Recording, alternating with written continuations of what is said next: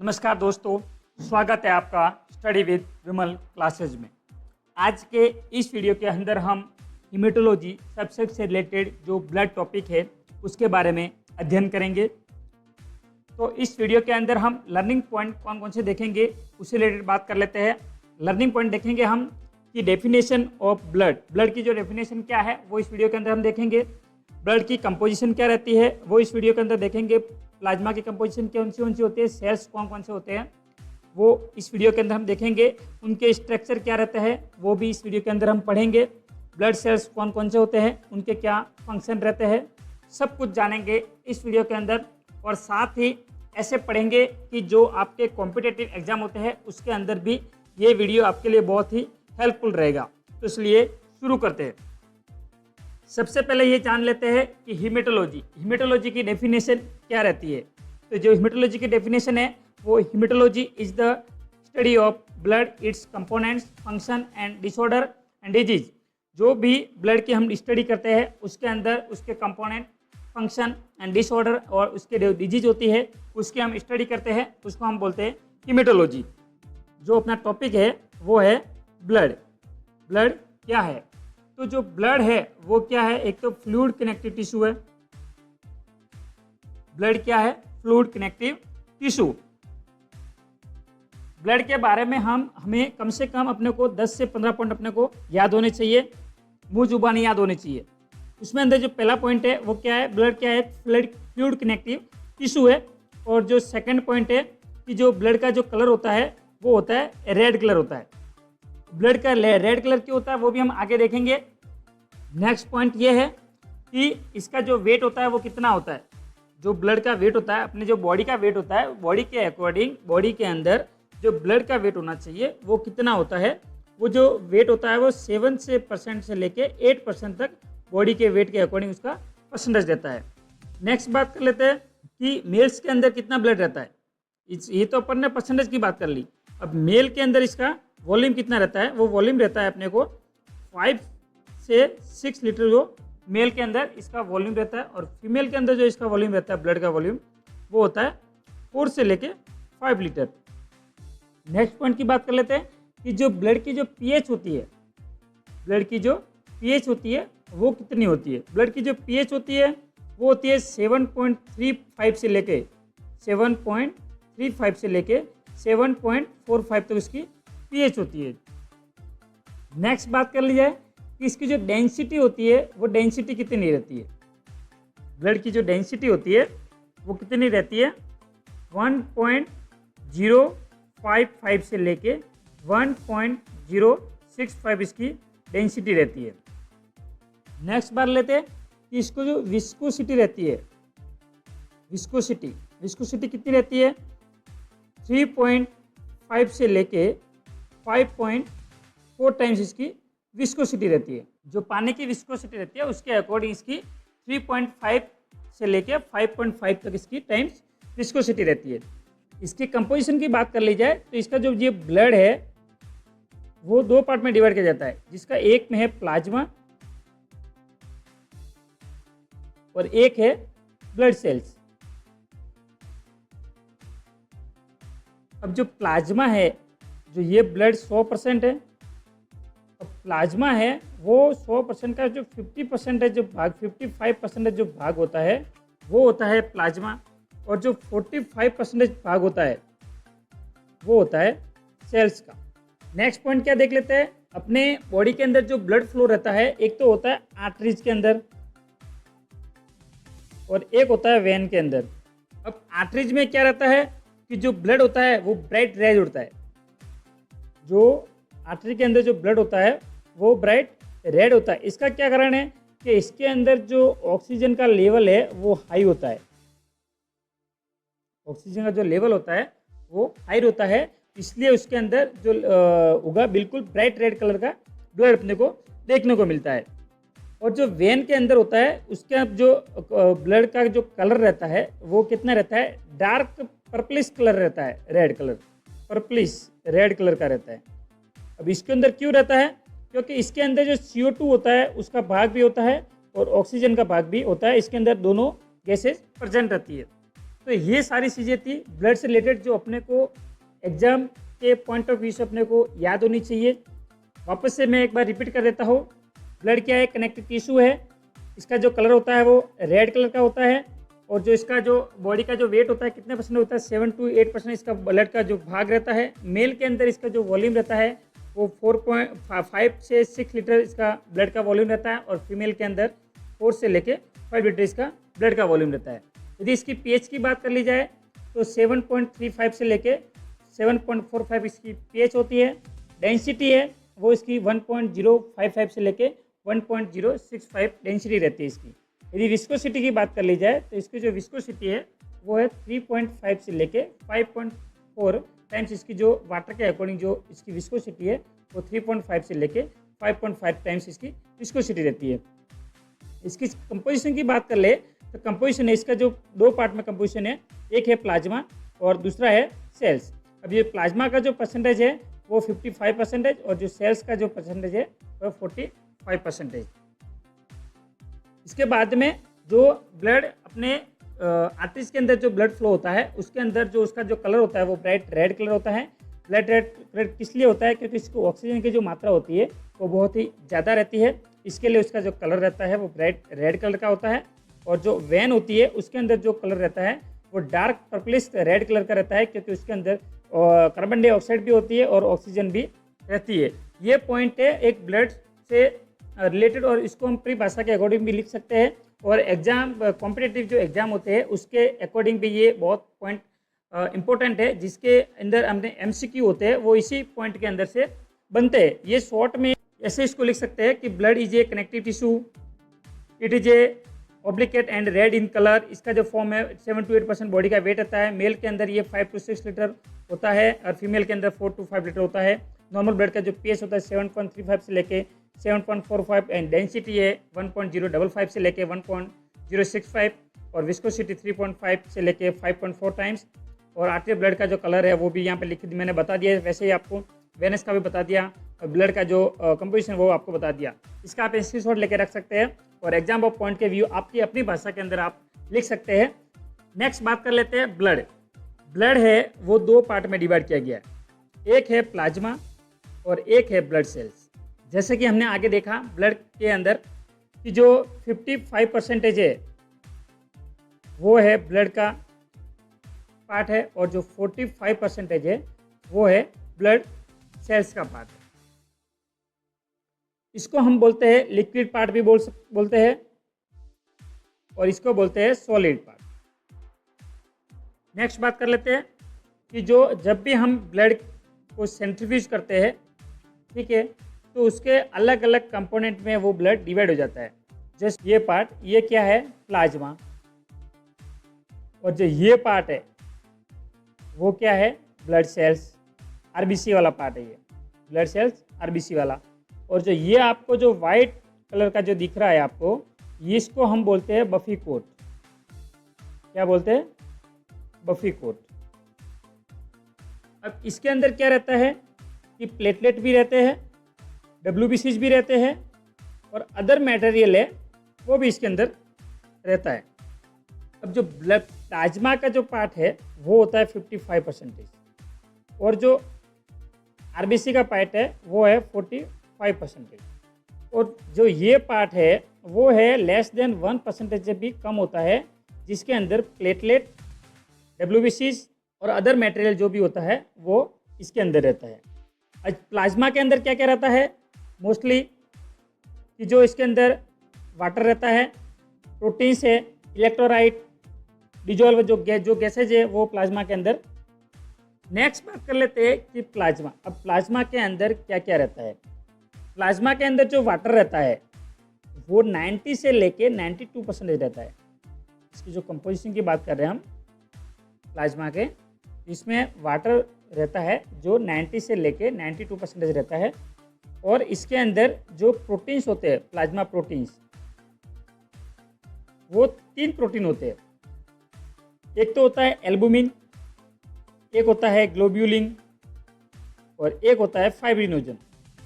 जो प्रोटीन का जो पार्ट होता है वो मेनली होता है 7 से 8%।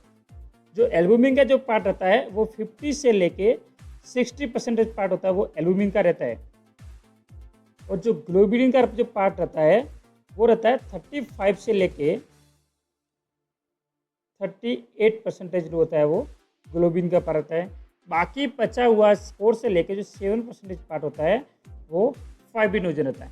इन सब चीज़ों के बारे में हम आगे वाले जो आने वाले वीडियो डिटेल में बात करेंगे कि प्रोटीन। नेक्स्ट बात कर लेते हैं कि इसके अंदर सॉल्ट भी रहता है, जिसका जो परसेंटेज रहता है वो 0.9% रहता है। तो बाकी इसके अंदर न्यूट्रिएंट्स भी रहते हैं, जो जिसके अंदर है ग्लूकोज है, अमीनो एसिड है, बहुत सारे न्यूट्रिएंट्स रहते हैं वो प्लाज्मा के अंदर ही रहते हैं, जिसका लेस देन 0.1% से भी कम इसका पार्ट रहता है। जिसके अंदर है हॉर्मोन्स भी रहते हैं, वेट्स प्रोडक्ट भी रहता है, एंजाइम्स भी रहते हैं, इसके अंदर एंटीबॉडीज रहते हैं, जिनका बहुत ही फ्यू अमाउंट के अंदर प्लाज्मा के अंदर इसका कंपोजिशन रहता है, जो कुल मिला के ब्लड का 55% पार्ट बनाते हैं।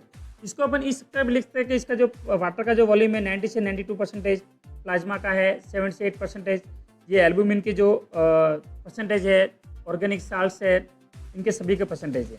इसका आप इंस्टीट्यूट ले सकते हैं ताकि आपके जो कॉम्पिटिटिव एग्जाम है और जो आपके फर्स्ट ईयर के जो भी टॉपिक्स है ब्लड से रिलेटेड। नेक्स्ट बात कर लेते हैं कि ब्लड सेल्स। अब ब्लड सेल्स में कौन कौन सी सेल होते हैं? एक तो होती है आरबीसी, जिसका फुल फॉर्म है रेड ब्लड सेल्स। एक होती है डब्ल्यूबीसी, जिसका फुल फॉर्म है white blood sales. And third है प्लेटलेट, जो 45% रहता है। उसके अंदर जो ब्लड जो आरबीसी का जो परसेंट होता है वो 99% रहता है, और डब्ल्यूबीसी एंड प्लेटलेट का जो परसेंटेज होता है वो लेस देन 1% से भी कम रहता है, डब्ल्यूबीसी एंड प्लेटलेट का जो पार्ट रहता है। अब हम देख लेते हैं सबसे पहले कि जो रेड ब्लड सेल्स है वो क्या है। उसकी डेफिनेशन की बात कर ली जाए तो डेफिनेशन हम उस प्रकार से लिखेंगे कि RBC are red colour blood cells that carry oxygen from the lungs to body and bring back carbon dioxide. मतलब आरबीसी क्या है? रेड कलर की एक ब्लड सेल है जो अपने बॉडी के अंदर ऑक्सीजन एंड कार्बन डाइऑक्साइड का कैरी आउट करता है, ट्रांसपोर्टेशन का काम करता है, उसको हम बोलते हैं आरबीसी। अब आरबीसी के बारे में अपने को कम से कम 10 से 15 पॉइंट अपने को मुंह जुबानी याद होनी चाहिए, जो अपने कॉम्पिटिटिव एग्जाम के अंदर भी अपने काम आए, और कहीं पे अपने को जो भी स्टूडेंट अभी फर्स्ट या सेकेंड ईयर में है वो उसके अकॉर्डिंग अपनी भाषा के अंदर परिभाषा भी लिख सकते हैं। तो जो इसके जो इम्पोर्टेंट पॉइंट है वो देख लेते हैं कि जो आरबीसी है इसका जो कलर होता है वो रेड कलर होता है। अब रेड कलर क्यों होता है ये भी पूछा जाता है एग्जाम के अंदर, एमसीक्यू के अंदर ये भी पूछा जाता है कि जो आरबीसी का जो कलर है वो रेड कलर क्यों होता है। जो इसका जो रेड कलर होता है वो हीमोग्लोबिन के कारण होता है। आरबीसी के अंदर एक पिगमेंट होता है जिसका नाम है हीमोग्लोबिन, उस हीमोग्लोबिन के कारण जो आरबीसी का कलर है वो रेड रहता है।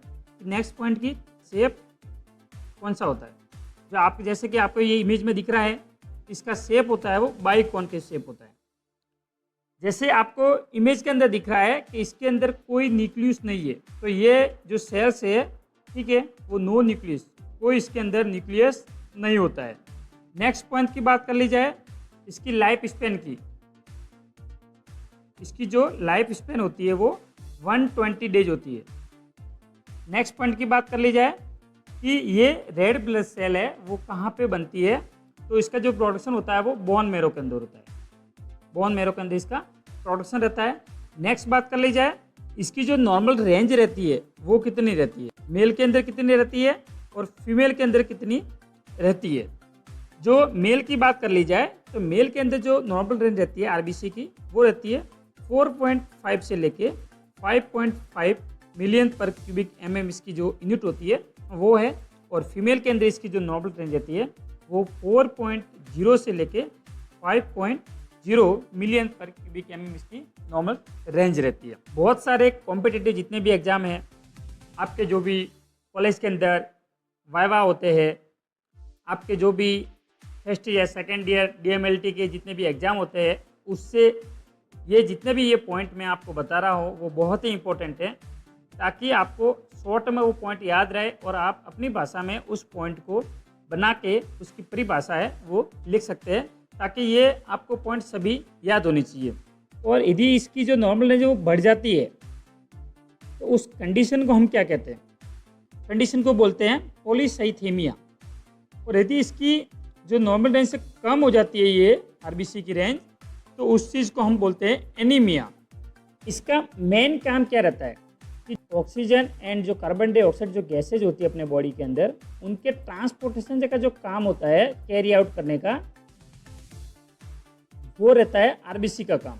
और जो ब्लड की जो विस्कोसिटी होती है, ब्लड की जो विस्कोसिटी होती है उसको मेंटेन करने का काम भी आरबीसी का रहता है।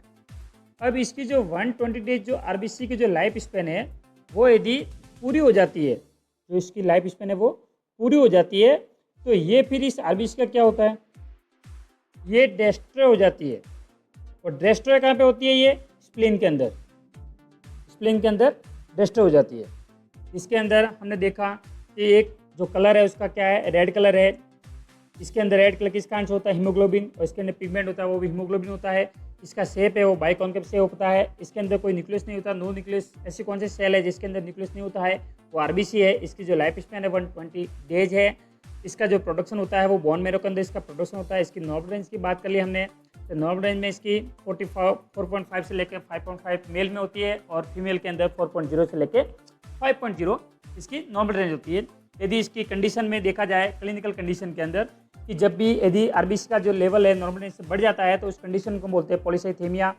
यदि इसका लेवल कम हो जाता है तो उसको बोलते हैं हम एनीमिया। इसका जो मेन फंक्शन होता है वो जो गैसेज होती है अपने बॉडी के अंदर, ऑक्सीजन कार्बन डाइऑक्साइड को उसको ट्रांसपोर्टेशन का काम करते हैं। और इसकी जो विस्कोसिटी रहती है ब्लड की उसको मेंटेन करने का काम भी आरबीसी का रहता है। और जब भी आरबीसी का 120 डेज जो लाइफ स्पेन होती है वो ख़त्म हो जाता है तो डेस्ट्रॉय होती है स्प्लीन के अंदर। ये सारे पॉइंट अपने को याद होने चाहिए। इन सारे पॉइंट के अकॉर्डिंग ही अपने कॉम्पिटिटिव एग्जाम के अंदर सवाल पूछे जाते हैं। यदि शॉर्ट के अंदर आपको पता हो, इतने ये बेसिक है सब कुछ जो मैं आपको बता रहा हूँ इस वीडियो के अंदर, वो सारा का सारा बेसिक है जो आपको एक लैब टेक्नीशियन को जो भी कॉम्पिटिटिव एग्जाम की तैयारी कर रहे हैं उनको पता होना चाहिए कि आरबीसी से रिलेटेड बेसिक कौन कौन से सवाल बनते हैं। इसके अंदर जैसे कि आपको डायग्राम के अंदर भी बताया है कि इसकी जो डायमीटर है, जैसे टॉप व्यू के अंदर ये यहाँ से जो डायमीटर है वो इसे डायमीटर कितना होता है 7.5 से लेके माइक्रोमीटर। और इसका जो साइड व्यू से देखा जाए यहाँ से ये वाला ये डायमीटर, तो ये होता है 2 माइक्रोमीटर इसका डायमीटर होता है। ये इन सारे चीज़ों से लेके आपके कॉम्पिटिटिव एग्जाम के अंदर सवाल पूछे जाते हैं कि आरबीसी का जो डायमीटर होता है वो साइड से कितना होता है, टॉप व्यू में देखा जाए तो इसका कितना होता है, आरबीसी का शेप क्या रहता है, आरबीसी का जो कलर होता है रेड कलर क्यों होता है, नॉर्मल रेंज क्या होता है, प्रोडक्शन कहाँ पे होता है, जो पूरा कंटेंट है मैं कॉम्पिटिटिव एग्जाम के फोकस के अकॉर्डिंग मैं आपको प्रोवाइड करवा रहा हूँ। वीडियो आपको अच्छा लगे, आपको लगे कि इस वीडियो में कुछ वैल्यू है, तो लाइक और शेयर और सब्सक्राइब करना ना भूलें। जितने भी आगे जो भी वीडियो आएंगे वो इसी तरह आपको आएंगे जो कॉम्पिटिटिव एग्जाम के अकॉर्डिंग बनाए हुए रहेंगे। आप मैंने जो सारी चीज़ें बताई इसको आप इस तरीके से भी लिख सकते हो, इसका आप स्क्रीनशॉट लेके रख सकते हो। जब भी आपको आप अपने नोटबुक के अंदर नोट्स बना सकते हो। नेक्स्ट सेल की बात कर ली जाए WBC, इसका फुल फॉर्म है वाइट ब्लड सेल। अब इसकी डेफिनेशन की हम बात करें है कि white blood cells are WBC are white blood cells that protect the body from infection and disease। इसकी परिभाषा का मतलब ये है कि जो भी WBC है वो क्या है, वाइट ब्लड सेल्स जो प्रोटेक्ट करती है अपने बॉडी को बाहर से जो भी फॉरेन इन्फेक्शन होता है और डिजीज होती है उनको प्रोटेक्ट करने का काम है, वो है WBC का। ये इसकी डेफिनेशन है। उसको अपन हिंदी में भी आप लिख सकते हो अपनी भाषा में, और यदि आप इंग्लिश में लिखना चाहते हो तो इंग्लिश में भी इस शॉर्ट में अपने को लिख सकते हैं।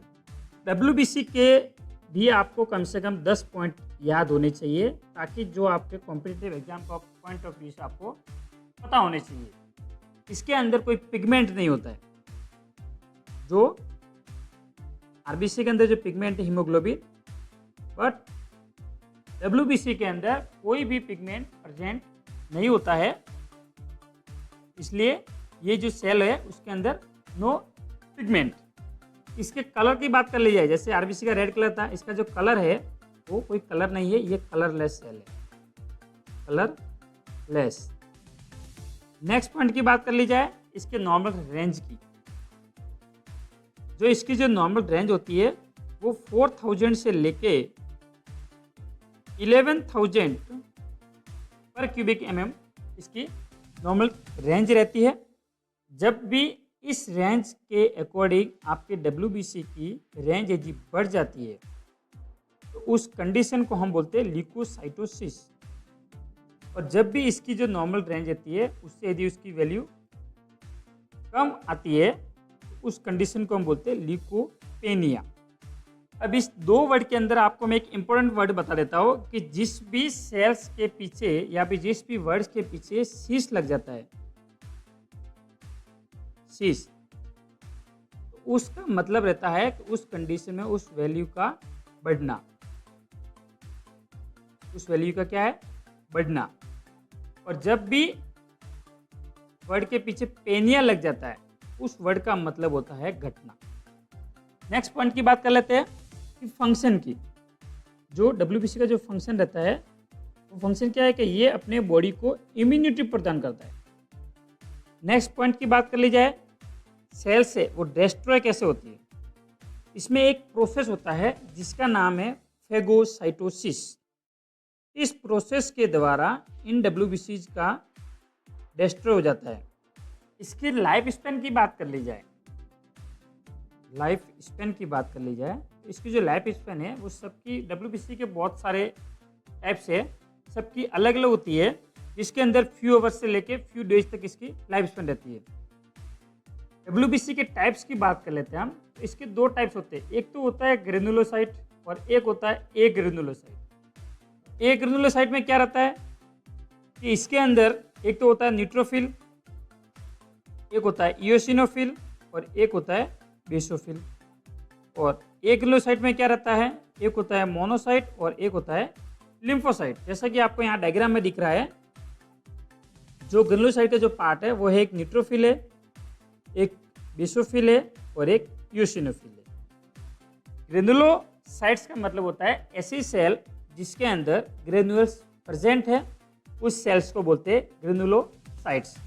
जैसे कि आपको इमेज में दिख रहे हैं, इन सभी के अंदर ग्रेन्यूल्स प्रेजेंट है। और बाकी के सेल्स, दो सेल्स है, वो है ए ग्रेनुलोसाइट्स। ऐसी सेल्स जिनके अंदर ग्रेन्यूल्स एब्सेंट है उसको बोलते हैं ए ग्रेनुलोसाइट्स, जिसमें मोनोसाइट्स एंड लिम्फोसाइट सेल्स होते हैं। ये सारी चीज़ें अपने को WBC की बेसिक है, ये सारी चीज़ें एक लैब टेक्नीशियन को पता होनी चाहिए। आपको इसको इस अकॉर्डिंग आप अपने नोट्स में नोट्स बना सकते हो। नेक्स्ट बात कर लेते हैं प्लेटलेट्स की। अब प्लेटलेट्स की डेफिनेशन की बात कर ली जाए तो platelets are small blood cells. जो प्लेटलेट होती है ब्लड सेल्स की एक छोटी सेल्स होती है जो हेल्प करती है ब्लड क्लॉटिंग के अंदर, उसको हम बोलते हैं प्लेटलेट। अब प्लेटलेट के बारे में हम कुछ पॉइंट्स देख लेते हैं जो एग्जाम ऑफ पॉइंट ऑफ के व्यू पे काम के है। अब ये देखा आप, जैसे कि अपने देखा कि ये स्मॉलेस्ट सेल है, पहला पॉइंट तो अपना यही हो गया, ये स्मॉल सेल है। सेकेंड पॉइंट क्या है, बात कर लेते हैं नॉर्मल रेंज की, जिसमें 1.5 लाख से लेके 4 लाख तक इसकी नॉर्मल जो रेंज रहती है का जो वैल्यू रहता है वो यदि कम हो जाता है उस कंडीशन को हम बोलते हैं थ्रोम्बोसाइटोपेनिया। जब भी इसकी जो वैल्यू रहती है वो यदि बढ़ जाती है उस कंडीशन को बोलते हैं थ्रोम्बोसाइटोसिस।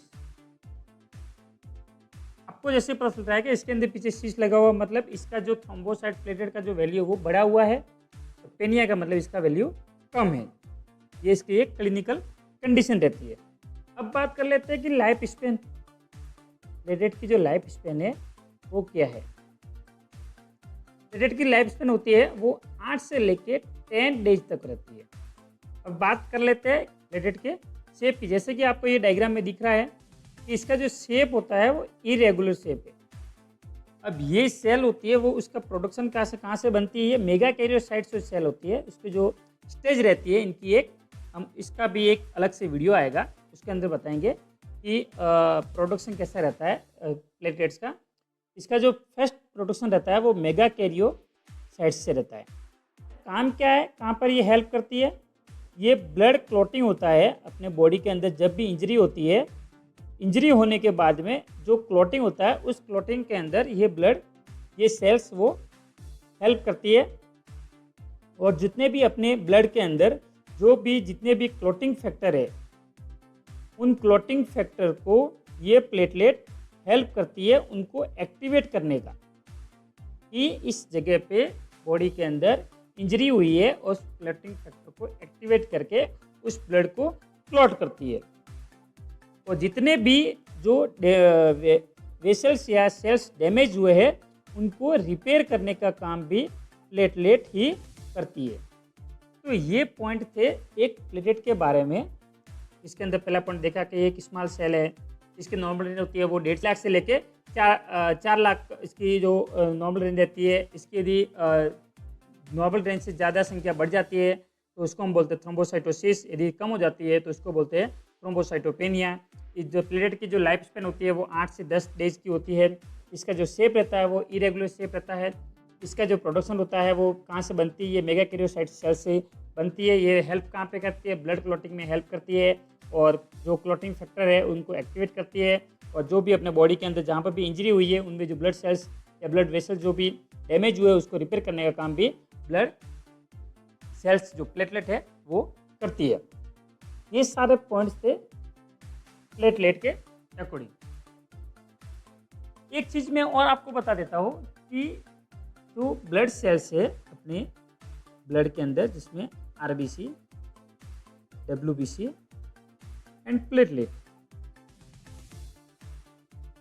इन सभी का एक अनदर नेम है। आरबीसी का जो अनदर नेम है उसका नाम है इरिथ्रोसाइट। इरिथ्रोसाइट एंड डब्ल्यूबीसी का जो नाम है वो है ल्यूकोसाइट। ल्यूकोसाइट एंड प्लेटलेट का नाम है वो है थ्रोम्बोसाइट। थ्रोम्बोसाइट। आपको ये देखना है कि इसके अंदर जो भी आपको पता चल जाएगा कि थ्रोम्बोसाइट्स या लिखा है कोई भी किसी भी क्वेश्चन के अंदर कि ये कंडीशन थ्रोम्बोसाइटोसिस की, आपको पता चलना चाहिए कि थ्रोम्बोसाइट्स का मतलब होता है प्लेटलेट। यदि कहीं पे लिखा हुआ है ल्यूकोसाइट्स तो ल्यूकोसाइट्स का मतलब है डब्ल्यूबीसी। यदि इरिथ्रोसाइट लिखा हुआ है इसका मतलब है आरबीसी के बारे में बात कर रहे हैं। तो आपको एक कंडीशन भी पता हो जाएगी और इसका जो अनदर नेम है उसको देखते ही पढ़ के ही पता चल जाएगा कि ये किस सेल्स के बारे में बात कर रहे हैं।